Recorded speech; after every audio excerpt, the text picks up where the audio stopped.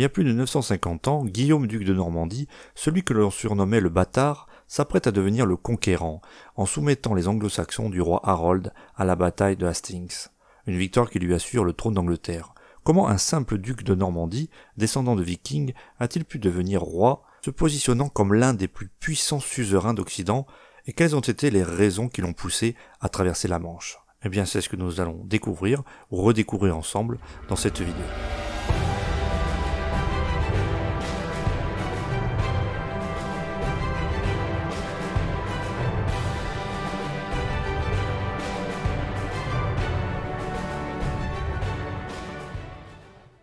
Guillaume naît en 1027 ou 1028 à Falaise en Normandie, non pas au château de son père, le duc Robert le Magnifique, mais au domicile de sa mère, une certaine Arlette, la fille d'un simple bourgeois. La nature de la relation entre cette dernière et le duc Robert est incertaine. Simple concubinage ou union dite morée d'anico, une expression latine signifiant à la manière danoise, et qui désignait le mode de polygamie pratiqué par les vikings implantés en Normandie, leur permettant d'épouser, s'ils le désiraient, plusieurs femmes sans cérémonie religieuse. En 1035, Guillaume, qui n'est encore qu'un jeune enfant, apprend le décès de son père Robert à Nicée, de retour d'un pèlerinage à Jérusalem. Un lointain voyage que ses proches lui avaient déconseillé, prétextant qu'il n'avait pas d'héritier en âge de régner. C'est pourquoi le duc avait pris soin avant son départ de réunir un conseil regroupant des puissants normands afin de leur faire jurer fidélité à Guillaume, son seul héritier mâle. Un héritier qui, du haut de ses 7 ans environ, fait pâle figure face au baron récalcitrant pour qui l'occasion est trop belle de se soulever. Le duché de Normandie va dès lors traverser une décennie de troubles occasionnant des guerres entre les principales familles baroniales. Les complots se multiplient, ainsi que les assassinats, n'épargnant pas l'entourage du jeune Guillaume, qui, menacé de toutes parts, doit mener une vie dans la clandestinité, allant même jusqu'à changer de gîte chaque nuit. À l'âge de 19 ans, il échappe de peu à un complot visant à le supprimer. Averti à temps, il parvient pourtant à fuir le danger, seul dans la nuit, et à rejoindre Falaise en sécurité. Avec l'aide du roi de France Henri Ier, Guillaume va finalement parvenir à se défaire de ses rebelles normands sur le champ de bataille et à reprendre fermement en main son duché. C'est sans doute dans ces jeunes années, ou victime de tant d'humiliations, que le jeune Guillaume a su se forger cette force de caractère qui va lui permettre de renverser des montagnes. À la même période, il obtient un mariage de haut lignage avec une certaine Mathilde, fille d'un comte de Flandre et nièce du roi de France, Henri Ier. Tout est fin prêt pour l'événement, sauf que le pape en décide autrement. Celui-ci fait tout bonnement interdire l'union en raison du degré de consanguinité des jeunes époux.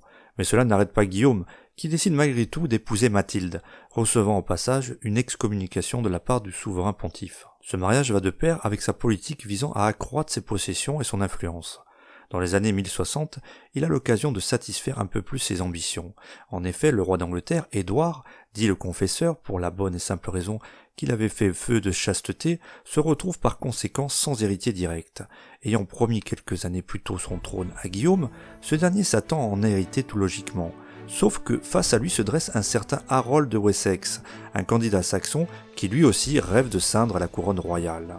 Ironie du sort, ce même Harold, durant l'année 1064, a eu le malheur d'échouer sur les côtes normandes suite à une terrible tempête. Conduit devant Guillaume, ce dernier enfin politicien saute sur l'occasion afin de lui faire prêter serment de fidélité et l'obliger à renoncer à la succession au trône d'Angleterre, à son profit bien évidemment. Afin de s'assurer que le noble saxon tiendra sa promesse, une fois de retour dans son île, il le fait jurer sur des saintes reliques déposées au fond d'un coffre. 2 années s'écoulent, et en 1066, on apprend la mort d'Édouard le Confesseur. Guillaume s'attend à ce qu'on lui offre cette couronne tant promise, sauf que Harold, en digne fils de la perfide Albion, décide de s'en emparer. Le duc de Normandie, fou de colère, crie au parjure et profite de ce prétexte afin d'envahir le pays. Encore faut-il pouvoir traverser la Manche. Pour cela, il fait acheminer une quantité impressionnante de bois afin de construire des navires capables d'embarquer les quelques 7000 soldats qu'il a à sa disposition.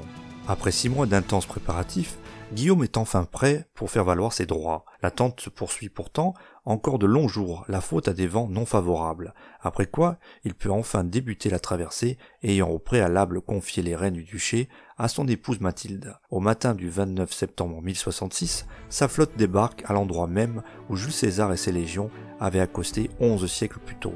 Fait surprenant, les envahisseurs ne rencontrent aucune résistance, et pour cause, Harold, nouvellement couronné, est occupé à batailler dans le nord contre les Danois, qui tentent de profiter à leur tour de cette instabilité politique.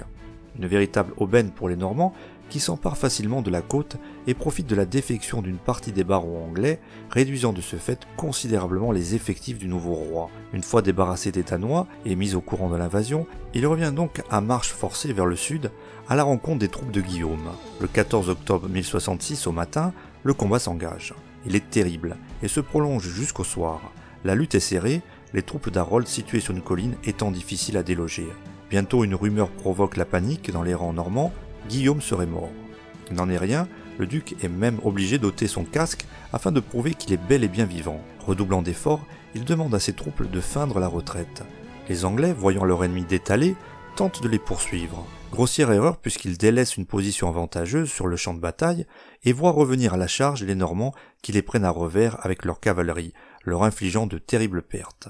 Autre coup du sort, le roi Harold trouve la mort percé d'une flèche. Cette fois-ci, l'issue de la bataille est claire.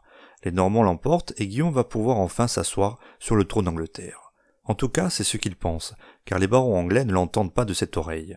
En effet, ceux-ci voudraient mettre à sa place un certain Edgar. Une fois de plus, Guillaume voit rouge et se précipite à Londres afin de les contraindre à l'accepter comme suzerain. Finalement, grâce à l'aide entre autres du pape en personne, le duc de Normandie peut enfin se faire sacrer roi le jour de Noël 1066 à Westminster. À noter pourtant qu'un quiproquo va venir ternir la cérémonie. En effet, la foule à l'intérieur de l'abbaye, acclamant bruyamment le nouveau souverain, fait croire aux soldats normands postés à l'extérieur que leur chef est en danger. Prenant peur, ils commencent à s'en prendre aux habitants vivant à proximité, la cérémonie finissant en carnage.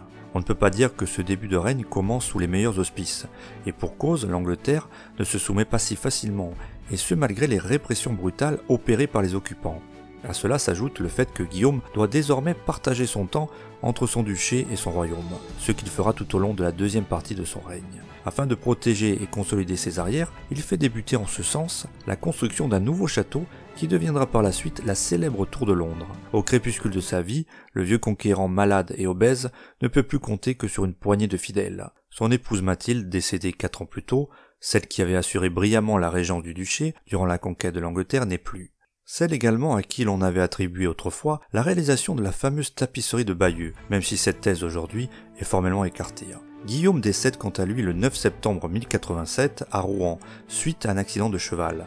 L'animal apeuré aurait cabré soudainement, occasionnant à son cavalier une blessure mortelle, le pommeau de la selle heurtant son abdomen. Il est finalement enterré en l'abbatiale Saint-Étienne à Caen. Ordéric Vital, un chroniqueur du XIIe siècle, rapporte qu'il fallut forcer son corps pour pouvoir l'introduire dans le sarcophage tellement il était devenu obèse, au point que son ventre éclata lors de l'inhumation, exhalant une horrible odeur de putréfaction. Avant de mourir, il a pris soin de confier à son fils Robert Courteheuse le duché de Normandie, tandis que son deuxième fils, Guillaume le Roux, reçoit la couronne d'Angleterre. Guillaume le duc roi reste à ce jour le dernier dans l'histoire à être parvenu à envahir l'Angleterre et à s'y être maintenu. On parle même parfois de la dernière invasion. Cet exploit est d'autant plus exceptionnel que bien d'autres s'y sont cassés les dents, à commencer par Napoléon ou Hitler. Mais ceci est une autre histoire qui sera contée une autre fois. Voilà, j'espère que vous avez aimé cette vidéo. N'oubliez pas de mettre un pouce bleu si elle vous a plu et à vous abonner pour être au courant des prochaines sorties. Vous pouvez également laisser un commentaire si ça vous dit. Quant à nous, on se retrouve prochainement pour une nouvelle vidéo sur Hérodoc, la chaîne Histoire. À bientôt.